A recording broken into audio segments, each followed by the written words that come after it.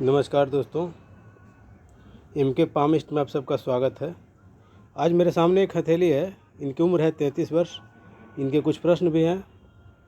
पूरा विश्लेषण मैं प्रस्तुत करूंगा।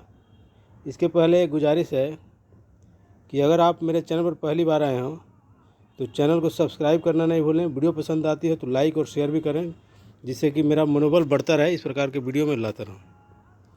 सबसे पहले हथेली के प्रकार को समझते हैं। हथेली के प्रकार को आप देखें तो लगभग यह रेक्टेंगुलर है, आयत के आकार का है। उंगलियों का जो उद्गम है उसको देखें आप तो अर्धचंद्राकार की आकृति बन रही है। ऐसे लोगों के जीवन में कम मेहनत में सफलता प्राप्त हो जाती है। अब हम अंगूठे को देखते हैं। अंगूठा बहुत कुछ कहता है सामुद्रिक शास्त्र में। अंगूठे की लंबाई अच्छी खासी है।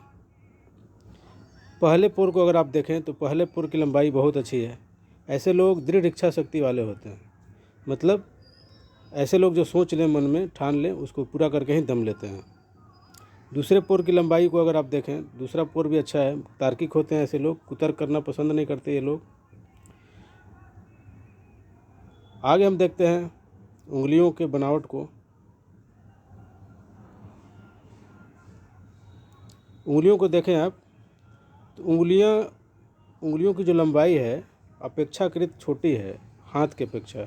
तो ऐसे लोग मितव्ययी, मतलब कम खर्च करने वाले, खर्च पे अपना नियंत्रण स्थापित रखने वाले और ईमानदार होते हैं। ऐसे लोग ईमानदार होते हैं। अब हम बात करते हैं एक एक उंगली पर। तर्जनी की लंबाई को देखें आप और अनामिका की लंबाई को देखें। अनामिका थोड़ी सी बड़ी है। तो ऐसे में सूर्य की उंगली का थोड़ा बड़ा होना पद प्रतिष्ठा यशस्वी भी बनाता है। परंतु अब देखें ध्यान से तो तर्जनी और अनामिका दोनों की लंबाई में बहुत अंतर नहीं है। ऐसे में यह माना जाता है कि ऐसे लोगों का जीवन अपेक्षाकृत संतुलित रहता है। हर चीज़ में ये लोग संतुलन स्थापित करके चलना चाहते हैं और रहता भी है, होता भी है इस प्रकार से। आगे हम अगर देखते हैं छोटी उंगली को तो यह अनामिका के पहले पोर के बराबर पहुंच रही है।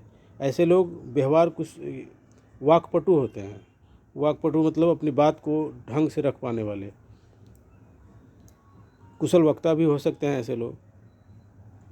कम्युनिकेशन स्किल बहुत अच्छा होता है ऐसे लोगों का। अब हम एक एक करके पर्वतों पर बात करते हैं। तो सबसे पहले गुरु पर्वत को आप देखें तो गुरु बहुत ही शानदार है। गुरु का जो पर्वत है उसे अगर आप देखें तो गुरु बहुत अच्छा है। हालांकि थोड़ा सा दबा हुआ, मतलब शनि के तरफ झुका हुआ है। यह गुरु के प्रभाव को कम करता है। फिर भी इतना सुंदर गुरु का होना व्यक्ति को यशस्वी बनाता है। अपने समाज में, अपने क्षेत्र में प्रतिष्ठा पद प्रदान कराता है और आजीवन ऐसे लोग समाज में इज्जत पाते रहते हैं। शनि को देखें, शनि का क्षेत्र भी ठीक है, परंतु थोड़ा सा दबाव है जो जीवन में थोड़े से संघर्ष को भी इंगित करता है। सन का जो माउंट है, सूर्य का जो क्षेत्र है, वह भी थोड़ा सा झुका हुआ है, परंतु सूर्य के क्षेत्र में एक लंबी रेखा का होना ये बहुत ही उत्तम संकेत है। और अगर आप ध्यान से देखें तो यह जो रेखा है बिल्कुल लंबी है और ऐसे में यह रेखा सरकारी जॉब प्राप्त कराने में मदद प्रदान करता है। साथ में पढ़ाई लिखाई में भी अच्छा रखता है यह रेखा। बुध के माउंट को देखें, बुध बहुत ही अच्छा है और बुध का अच्छा होना व्यक्ति को बुद्धिमान बनाता है, व्यक्ति को मृदुभाषी बनाता है। बुध भी बहुत अच्छा है। और उसके बाद हम देखते हैं वायुमंडल का क्षेत्र बहुत उत्तम है। उसके बाद अगर हम देखें चंद्र का क्षेत्र भी ठीक है। थोड़ा सा दबाव महसूस कर रहा है जो कि मानसिक चिंता को दिखाता है। और हम अगर निम्न मंगल को देखें, निम्न मंगल का ये क्षेत्र है और ये थोड़ा सा यहाँ पे दबाव दिख रहा है। साथ में निम्न मंगल को अगर ध्यान से आप देखें तो कई लाइन्स है यहाँ पे।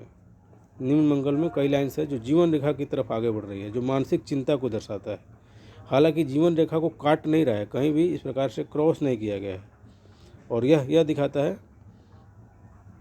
कि मानसिक परेशानी होगी, परंतु यह बहुत ऐसी भी नहीं होगी जो कि जीवन को प्रभावित कर सके। आगे शुक्र के क्षेत्र को देखें तो शुक्र का जो क्षेत्र है वो बहुत ही बड़ा है आप यह देख सकते हैं शुक्र का क्षेत्र कितना बड़ा है। ऐसे लोगों का जीवन भौतिक सुखों से संपन्न होता है।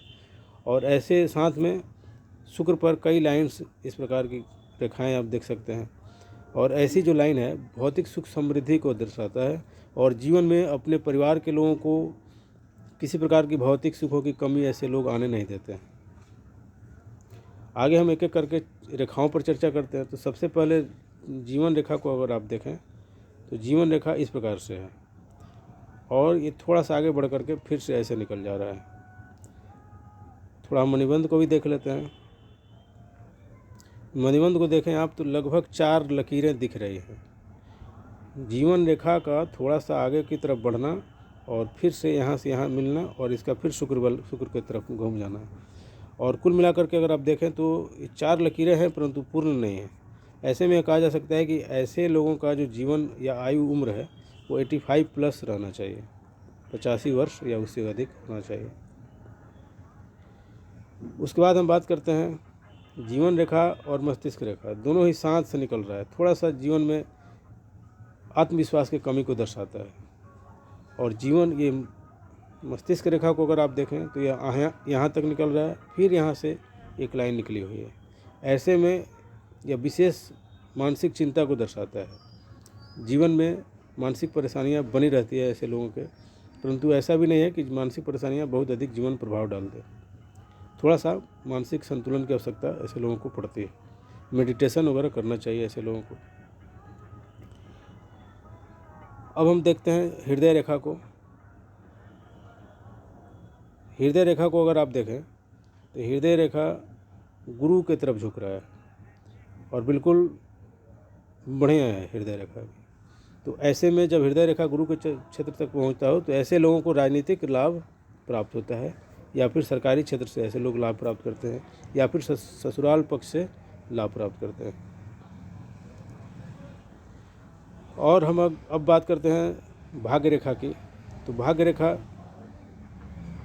को अगर आप देखें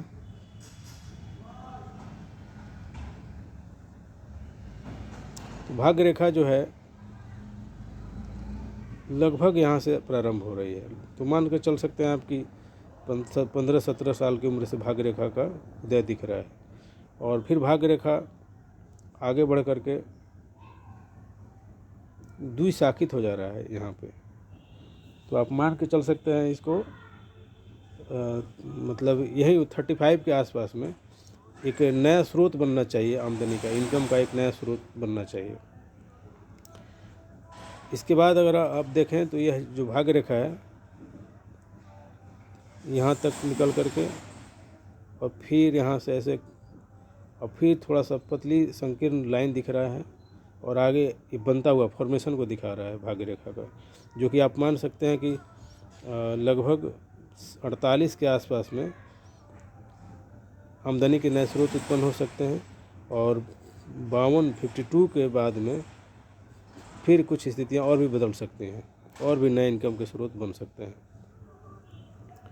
अगर हम मस्तिष्क रेखा और हृदय रेखा के बीच में देखें तो थोड़ा सा एक फॉर्मेशन बन रहा है जो कि चतुर्भुज का है। ऐसे में यह कहा जा सकता है कि इस प्रकार के जातक अपने जीवन में कोई ना कोई ज़मीन घर जरूर बनाते हैं या खरीदते हैं।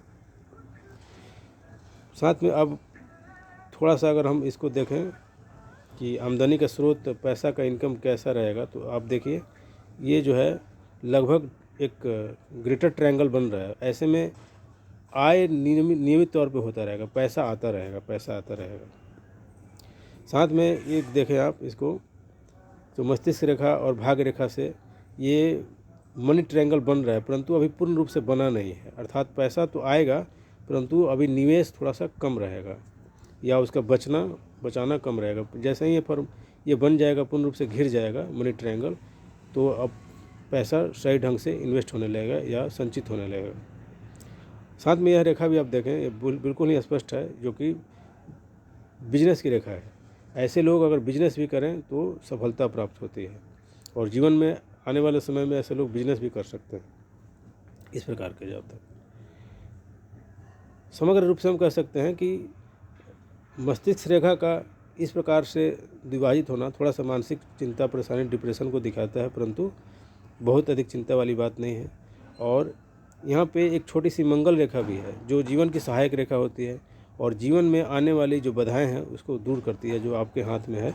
और इस प्रकार से आपको बहुत चिंता नहीं करना चाहिए।